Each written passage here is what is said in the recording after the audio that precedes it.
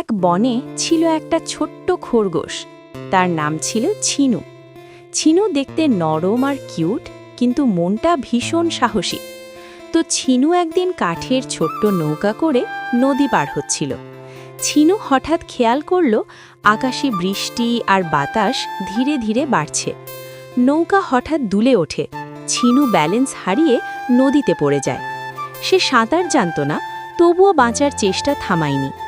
একটা বৃদ্ধ জ্ঞানী কচ্ছপ ভেসে এসে ছিনুকে নিজের খোলসের ওপর তুলে নিল আর বলল, ভয় পেও না ছোট্ট ছিনু, বৃষ্টি তোমার শত্রু না, এটা তোমার সাহসের পরীক্ষা।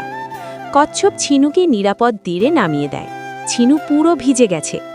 এরপর ছিনু কচ্ছপকে ধন্যবাদ জানিয়ে বলল, তুমি না এলে আমি হয়তো বাঁচতাম না। কচ্ছপ হেসে বলল, আজ আমি তোমাকে বাঁচালাম, একদিন তুমিও কারো ভরসা হবে। ছিনু উঠে দাঁড়িয়ে আকাশের বৃষ্টির দিকে তাকিয়ে হাসে। আর সেই দিন থেকে ছিনু বৃষ্টিকে ভয় না, ভালোবাসা দিয়ে দেখে, কারণ বৃষ্টি তাকে সাহস শিখিয়েছে আর একজন সত্যিকারের বন্ধু এনে দিয়েছে।